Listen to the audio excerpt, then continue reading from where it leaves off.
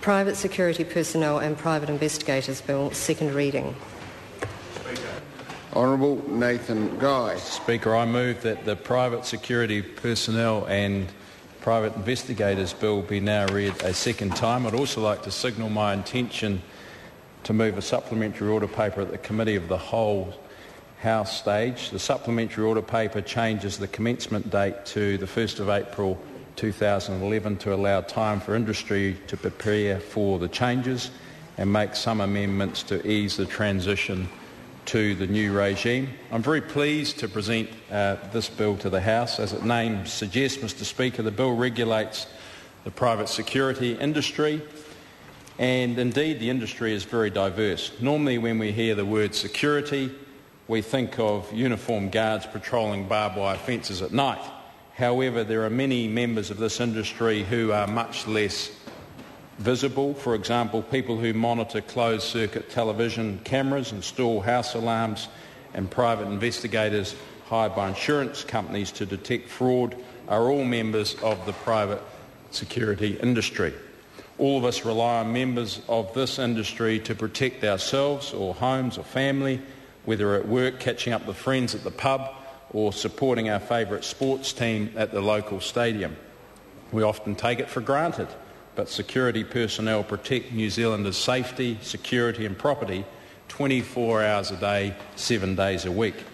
The bill doesn't change the overriding purpose of the regulating the private security industry. That purpose is to reduce the risk of harm to members of the public by preventing unsuitable people from working in the industry, particularly those with convictions for serious offences of violence or dishonesty.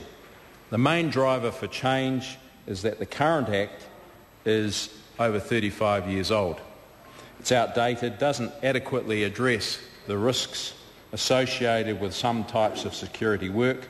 This bill modernises the law and makes some important extensions and enhancements to address those risks. Particularly, the current legislation doesn't cover security personnel who are responsible for protecting people or indeed keeping order in today's society. The bill addresses this significant gap. As with any occupational regulation, the challenge is to balance the risks associated with the industry against the inevitable cost of regulation. I believe that this bill achieves a good balance between those competing issues. The new regime will not only benefit the public, who rely on the services provided by the industry, but also members of the industry itself. The industry's reputation will be enhanced by stricter entry standards, training requirements, and better enforcement to weed out the illegal operators and unsuitable individuals. The bill seeks to address the risks associated with untrained security personnel becoming involved in physical confrontation. In 2008, the Wellington Regional Coroner Ian Smith called for compulsory training following the tragic death of Cedric Joyce in Blenheim in 2005 after he was restrained by bouncers outside a pub. Reform of the security industry is also timely with the Rugby World Cup coming up next year. Under the bill, crowd controllers such as bouncers, who play an important role at busy bars and pubs, will be regulated for the first time. People working in this type of role must be suitable, as they will be expected to deal with any crowd control issue that may arise. The current legislation does not include any training requirements or minimum competency standards for security personnel. The bill will enable regulations to be made requiring industry members to be properly trained. This will assist in ensuring that security personnel have the necessary skills to perform their role safely and competently. The government intends to require personal guards, property guards, crowd controllers to be trained. The detail of the training requirements, including the timing of their introduction, will be determined when the regulations are developed after the bill becomes law. This change will not only benefit the public but also the staff themselves by increasing the value of their licence or indeed their certificate. The bill will also improve enforcement A dedicated enforcement body will be established called the Complaints, Investigation and Prosecution Unit. The unit's role will be to ensure compliance with the new legislation. This will include carrying out investigations, providing information to the new Private Security Personnel Licensing Authority, and prosecuting offences under the Act. Currently, this role falls solely on police, who often have to give priority to more pressing matters. The new unit will be funded by the industry through licence fees. The bill also updates offences and increases penalties.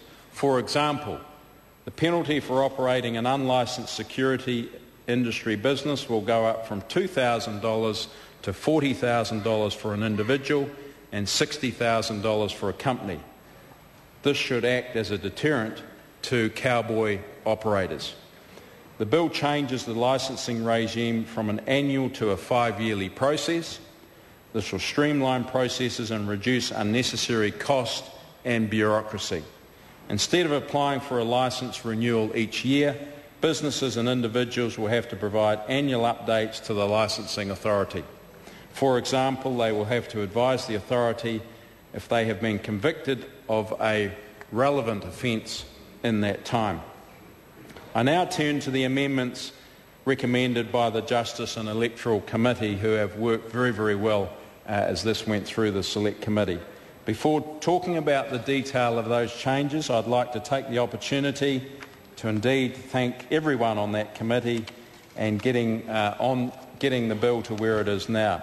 I'd also like to extend my thanks to the 38 individuals and organisations who took the time to read the bill, which is not exactly light reading with over 100 clauses, to think about the issues and draw on their own personal experiences to come to the Select Committee and make a submission and how it can be improved. The committee, after considering these submissions, recommended several changes to ensure the bill meets its objectives.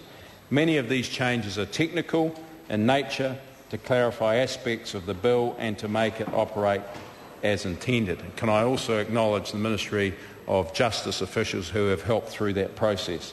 The most significant policy change recommended by the committee relates to Clause 66. Clause 66 carries out a provision from the 1974 Act which prohibits private investigators from taking or using photographs or audio recordings without obtaining the person's written consent. This provision has been controversial for quite some time and generated much debate before the Select Committee. The prohibition makes it very difficult for private investigators to do their work, which is legitimate and often important, such as detecting fraud or locating missing persons. Private investigators are also prevented from doing what other members of the public, including, as we all know in this House, the media, can do. The majority of the Select Committee recommended removing Clause 66 and replacing it with a requirement to make regulations prescribing a code of conduct for private investigators. The bill requires the code of conduct at a minimum to cover the surveillance of individuals by private investigators. However, it could also address other matters if necessary. The Select Committee made several other amendments to clarify and improve the operation of the bill. An example is the committee extended the range of matters that can disqualify a person from holding a licence or certificate, such as convictions for certain offences of violence and dishonesty. The Select Committee extended the list of relevant offences to include offences under the Arms Act 1983, criminal harassment and breach of a restraining order under the Harassment Act of 1997, and intimate covert filming offences under the Crimes Act of 1961. Convictions of any of these offences would reflect on a person's suitability to do security work. In conclusion, Mr Speaker, I am confident that the bill achieves reform that is proportionate to the risks. Most members of the private security industry are hard-working professionals in whom New Zealanders can place their complete trust. However, regulation encourages all members of the industry to meet the high standards that we expect today in New Zealand. I believe this bill will achieve that goal in an efficient and cost-effective way. Mr Speaker, I commend this bill to the House. The question is that the motion be agreed to. Mr Speaker.